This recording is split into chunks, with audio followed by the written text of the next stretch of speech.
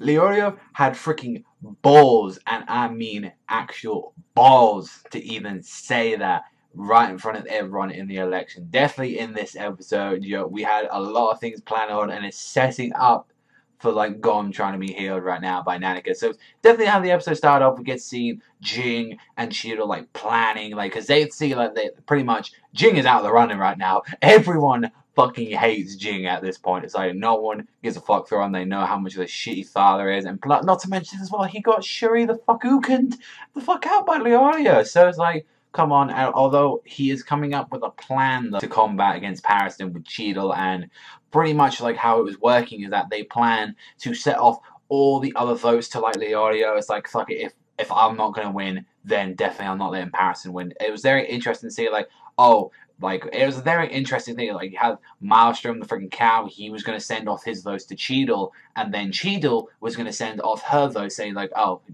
vote for Leorio. So, in other words, it's like, Maelstrom sends his votes to Cheadle, and then those Cheadle votes send them off to Leorio, and it's, like, adding up. Not to mention, we did have the independent people who already hadn't voted yet, pretty much for Leorio. It was pretty much a win-win. It's like, although, I've got to say, even regardless, like, I'm pretty sure Leorio had no idea about this. Like, it was kept on hush-hush with that. Like, Pariston still was trying to act all sneaky, he was trying to get it with the mic and stuff like that, and he was actually trying to root for Maelstrom. It was very weird. It's like, he has some very, like, hints on that, and then it also hints as well, like, maybe, he's doing that because maybe they're secretly, coerced or something like that. Who knows? Like, it's very weird, although, like, Maelstrom did look very surprised just to see this, and it does make me wonder, like, really, like, what's going to happen, because, like, if Leorio does become president, I would imagine that they are pretty fucked, I would imagine, because, like, Leorio just said there, like, I'm going to run this thing like it's my company, that I own the Hunter Association,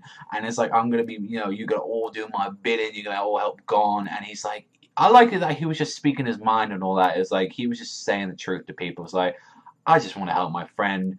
And throughout all the time when I was literally on the surfing internet, jerking off, like, all this bullshit, he's saying, I noticed that my friend was in trouble, and that he was fighting with the chairman and his allies, and it was just like, he really wished, regardless of, we haven't really seen what Leorio can do, apart from that one moment that he punched Jing, like, and he probably would have got absolutely fucking wasted, let's be honest, like, because, the strongest of them all is, like, pretty much the three of them, which is Killua, Gon, and Kurapika, and Kurapika can't do anything because Kurapika's, like, net ability is meant for spiders, and it's, like, meant for the Phantom Trope. So, yeah, out of the weakest two, it's technically situational. If they were against the Phantom Trope again, then it would also be Kurapika, but if we're talking about, against Chimeras or anything that has become eventually a bigger threat than them, or even a threat as powerful as the Chimera Ants, then Leorio and Kurapika are at disadvantage, and I really appreciate, that he wants to get stronger, and he's trying to do it in the way he can. That's what I like about Leorio in this episode.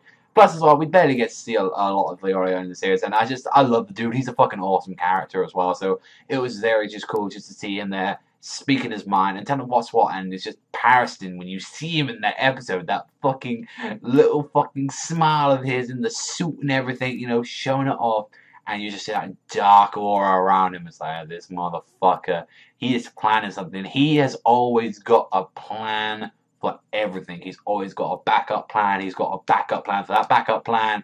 He's like, fucking hell, it's like Batman with all these fucking plans and shit like that. Definitely, Pariston, I'm very interested to see more of him throughout the series, and just see, once you, like, unravel more of what Pariston is, because Pariston is probably, if not one of the most interesting characters from the election acts, to be one of the most interesting characters in the whole series, because apart from that, it was definitely what happened to Miriam as well. Like, it was a very interesting character, and then that's what pretty much we see with Pariston. Other than that, it was actually a pretty fun episode. I thought this was actually a good one. I preferred this one than to last week's and all that. A lot of, like, build up to that, and not to mention the ending of the episode, we get to see, like, Killua has arrived there with Aluka, so we're now probably going to see the revival. And the preview, from what we were seeing, is that we're definitely going to be seeing some action between Killua and Nanika, trying to do whatever they can against Gon. So, hopefully we'll see this one. I'm going to give this one, although a slow episode, it was a very enjoyable one.